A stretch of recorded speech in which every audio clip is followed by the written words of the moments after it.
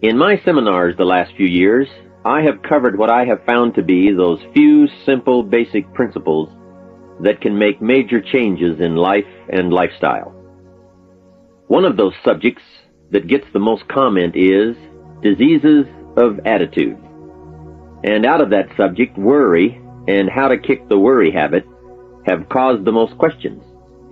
So in this brief visit with you, let me give you my best look at worry, how to recognize it and define it, and what to do about it. And hopefully, these ideas will give you a good chance for confidence over worry. First of all, worry might well be killer number one. And if it is not the number one physical killer, although doctors tell us worriers die sooner than non-worriers, and we have all heard the expression, worry yourself to death, at least it is the number one killer of dreams and achievement, of energy and vitality and lifestyle. I know the damage and effect of this killer, worry, firsthand. I will spare you the details, but over a period of some 3 years, I let worry get out of hand. As I've mentioned before, I became a super worrier. I was good at it. The combination of small and big worries about my circumstances, what people thought of me, my finances, my abilities, the future, my progress, all led to a complete physical collapse. A stay in the hospital, emotional, mental, and physical exhaustion, and a deep despair I couldn't shake. A sad picture for a young man who should have been well on his way to carving out his share of opportunity. I am happy to tell you that good fortune came my way, and as many of you may be aware, I met a man, Mr. Earl Schoaf, with his ideas and inspiration and the help of a very close friend. I worked my way past the minefields of worry and disaster and out into the clear air of mental sunshine. And if I did it, anybody can do it. I'm not saying it's easy. It took me almost a full year to kick the worry habit. It took practice and much effort, but it was well worth it. Remember, don't ask for the task to be easy, just ask for it to be worth it. Don't wish it was easier, wish you were better. Don't ask for less challenge, ask for more skills. Don't ask for less problems, ask for more wisdom. It's the challenge that makes the experience. And life and its color and meaning and adventure for you is this collection of experiences. To wish them away is to wish your life away. So let's get to worry and what it is and what it does, how to define it, and what to do about it. And let's do it with eager, high hope that it won't be long until you will be free of the worry habit and on your way to the life and lifestyle that you want. First of all, let's define worry. There are many ways we could describe it. Worry is fear painting pictures in your mind. And if you watch that mental movie too long, you get a false picture of how things really are. Worry is a mental broadcasting station, and more often than not, it is false or at least distorted propaganda. Worry has that sneaky way of stopping short of giving you all the facts. Worry is often the trickery of mentally filtered facts on the negative side and the bold declaration that these are all the facts. Worry has the mental audacity to suggest that the elevator only runs one way, down. Many times worry is a 5-alarm bell for a wastebasket fire. And worry is a depletion of constructive emotion. It's wasted mental energy. It's like letting the starter run the battery down when the car won't start. And worry is most often a lack of all the facts, a lack of full understanding, a lack of total information, and an unpreparedness of ability, knowledge, talent, courage, faith, and all the other virtues. That should give us a better definition of worry, and remember, left unchecked, it can become like a mad dog loose in the house, and the sorrow and pain and regret is too large a price to pay not to do something about it, and to do it now. So much for what worry is. The next question is, what can I do about it? What is the first step? My best advice on this is to first recognize worry for what it is, admit what it does, and then decide you now want to be free. It first starts with decision on your part. And may I add, well, you should decide. Why let worry continue to take money out of your pocket and bank account? Why let worry any longer keep you from becoming all you can be? Why let it rob you of better friendships, better business, better profits, better results, better communication, better family relations? Why impose your worry on others any longer? It's a burden you can get rid of and a monkey you can get off your back. Why not be rid of those sinking, nagging feelings that all is not going to be well, that you can't do it, that it won't work out for the best? Worry is undue concern that takes up too much of your mental and emotional time. Now, we must all be concerned. Hey, life is no joke except to the jokers. Life and how to live it is a serious matter. It is risky, full of peril, and there are constant threats to the good we want and to the pursuit of happiness. However, it is undue concern, or concern that takes up too much mental time, that begins the harm. It's like a family planning a wonderful trip. While they certainly should be concerned about the condition of the car, the tires, and making sure they pick the proper route, it would be foolish to allow themselves to be completely turned negative with the thought that they might crash and kill the entire family.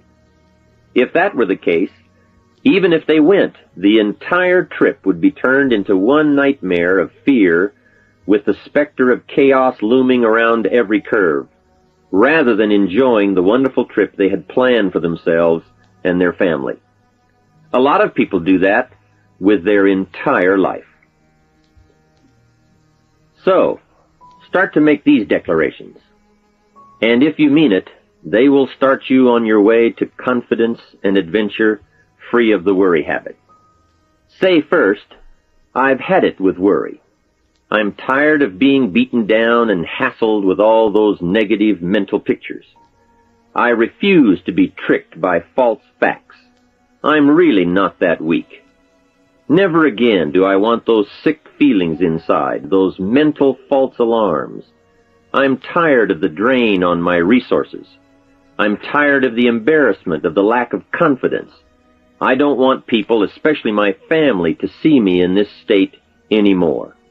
I've got more to offer. I refuse to let my life be short-circuited any longer by letting my mind run wild with a distorted view of the facts, whether I bring it up or if it comes from someone else. Prove it to yourself. Think back over all the things that you worried about, all the fantastic, catastrophic events that your well-meaning advisors had told you were going to happen. Be pleased that none of them ever happened to you, or else you would not be alive today. 90% of the things you worry about never happen anyway.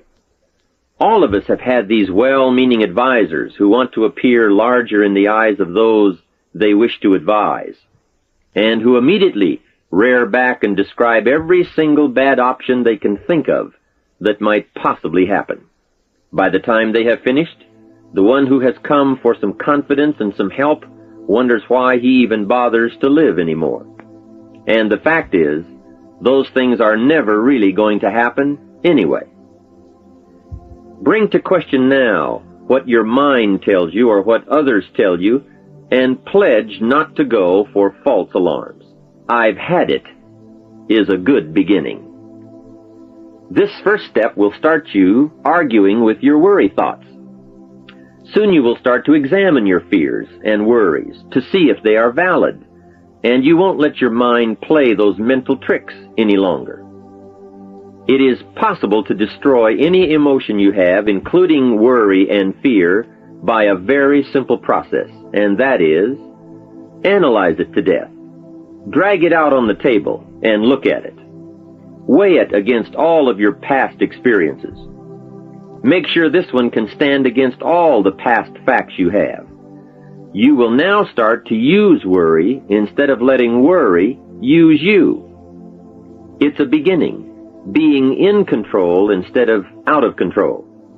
You will now let concern and the first signs of worry prompt you to learn, ask questions, and look at all sides in order to evaluate true, positive, constructive action. Now you can say, I will let fear advise me of the facts, but I won't let fear tell me these are all the facts. Nor will I let fear determine my reaction to the facts.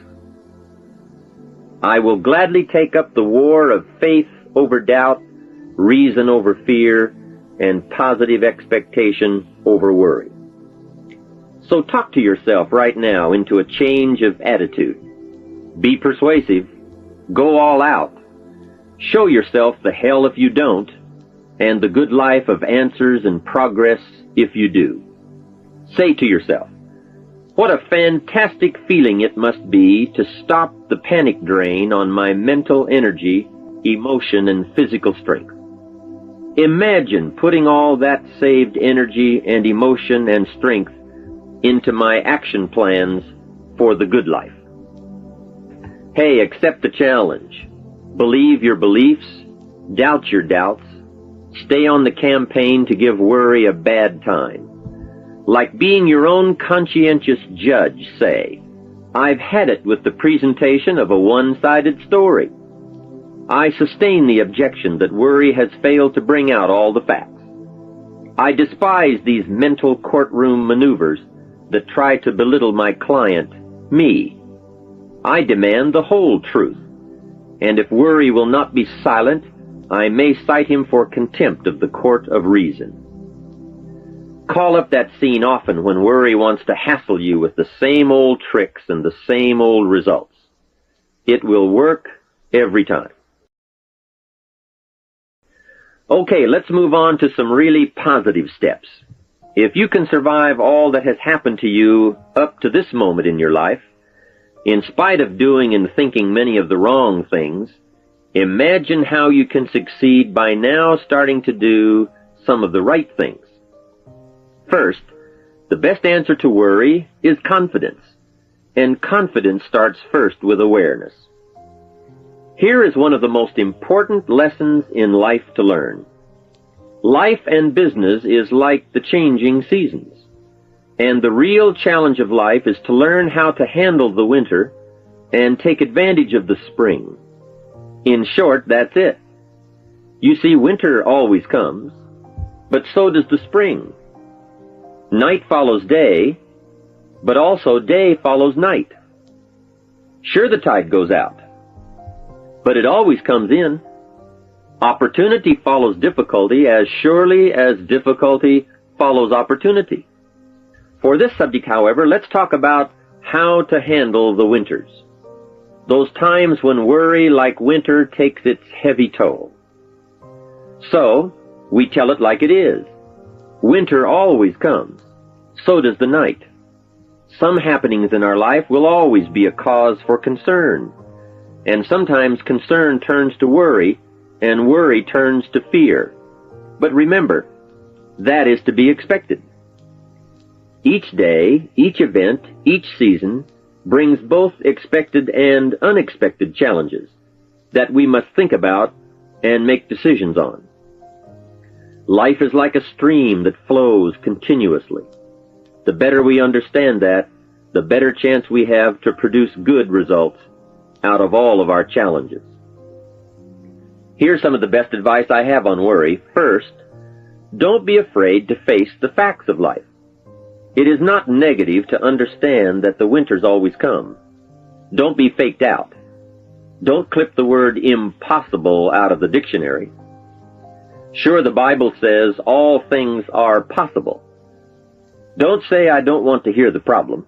I don't want to see the difficulty. Don't show me the weeds. Don't say anything negative. Only see the positive. That's foolish. There is a thin line between positive thinking and kidding yourself. And remember, there's also a thin line between faith and folly. Here is the key. Humans have the unique ability to see it as it is, and they also have the ability to see it better than it is. One is called fact, the other is called faith. Faith you develop, facts you acquire. The facts you acquire are essential. It's like belief. You constantly must find facts to support your belief. Here is a good prayer. Help me to see it as it is, and help me to see it better than it is, and then inspire me to act. Facts and faith and action. What a combination for personal progress. And so we come right back to the theme of our entire enterprise, self-development. Learn to work harder on yourself than anything else. The key to all success in economics or mental health is self-development. It will all change for the better when you change for the better. It's what you become that really counts. And you are the only variable. So a good statement is, you can't be all positive. You can't be all confident. You can't be all faith. But confidence and faith and courage and inspiration can dominate worry and fear. Make sure you give yourself the best chance to get mental and emotional domination over all of your challenges. And here is one of the master keys to the good life. Developing the intelligence and accepting the challenge of putting all of your emotional experience into their rightful ratio. Beginning this progress can bring about the most dramatic changes. You see, disappointment is like winter. It always comes. It is foolish to say, don't be disappointed. But you must learn to discipline your disappointment. If it dominates 51% of your time, you're in trouble. Continued heavy disappointment is like 12 months of winter. And 12 months of winter leaves very little alive. Use the guidelines of seasons to adjust to all the meaningful things that happen to you. So concern, fear, and disappointment, like many human emotions, serve a useful purpose as long as they are kept in their rightful ratio. Left unattended, the weeds take over. Disappointment rules. Worry breaks loose. Fear gets the upper hand, and doubt moves in. But managed, worked, given human action with will and knowledge and purpose, and gardens overcome weeds. Faith overcomes doubt, and confidence pushes worry into a small place. The second major key to mastering worry is to respond. Build up inside of you that heavy desire to be free, to get on with building your life and lifestyle. Too much is waiting to delay. Take a new look at your opportunities. Figure out new ways to seize them immediately and make them work for you. And here is a key. Bring a new dedication that you will master yourself with enough discipline to be more than qualified to do the present job and prepare yourself for the next move up. Expose yourself to every stimulation possible that will put all this in perspective. Now let's move on to a very important point, and that is, the best answer to worry is confidence. First, self-confidence. I can better handle next winter. I have a strong shelter. It is stocked with supplies. I now know how to take advantage of the spring. I'm going to plant better crops and bigger crops. I can last through the summer. I won't quit this time. I'll study weeds and how to get rid of them. I'll be less frightened of the changing weather and the quick storms. In the fall, I will exercise more care and reap what I have without complaint and blame nothing for the amount of my harvest.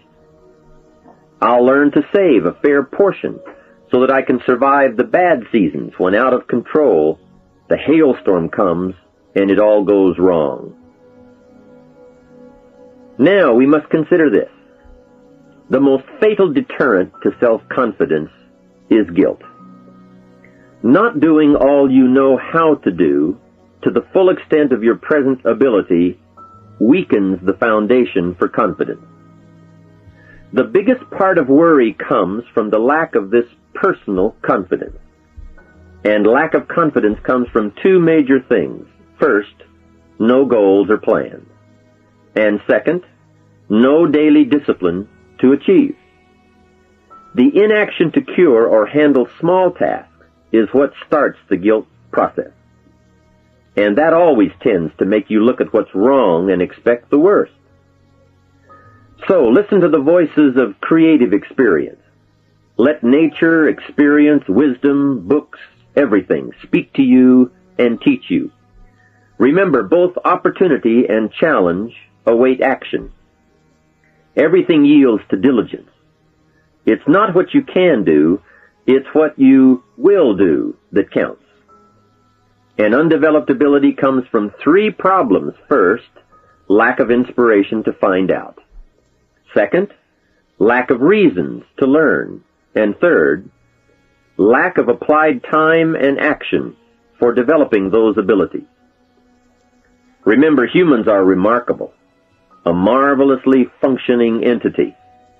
Imagine how uniquely your body and mind have survived and managed to function in spite of all the worry. Humans don't die easy.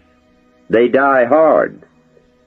Develop a plan for your life rather than aimlessly drifting through it, the victim of circumstance. Create your own environment and learn to control it. You control your own mental environment by developing yourself. So go on a crash program to clean up decisions. Get things done. Get other things set up and started and organized. Start doing all the things that would make you feel better. Exercise, diet, reading more books. Open a floodgate of positive moves in the right direction. And be thankful. Add up what you do have. Make an actual as well as a conscious mental list of all you possess, tangible as well as intangible. In view of the 4 billion other inhabitants of the world, yours is probably an incredible list. That list, and being thankful, should then lead to the big step of discipline.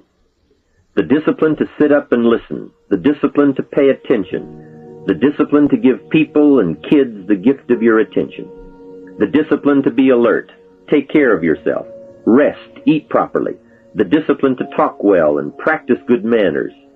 Courtesy is contagious. Take one day and see what a variety of positive steps you can take and projects you can take on. At the end of the day, go over it. Write out the positive steps, the progress on projects, the rest, the exercise, the meals, the hobbies, calls, records, conversations, and letters. And speaking of calls and letters, write at least one encouraging letter or thank you note, and make at least one encouraging phone call or thank you call every week. Then have a friend help you, as one helped me, to get all the facts and prepare for action. From such a friendship, the greatest gift you can draw is the truth. To one of my dearest friends I said just the other day, as my friend, do me the one best thing you can do for me, and that is, tell me the truth. From there I can grow. I can start making wise decisions. To sum it all up, first understand what worry is. You now know that it can be beneficial and destructive, depending on your awareness. Next, resolve to be free of the habit.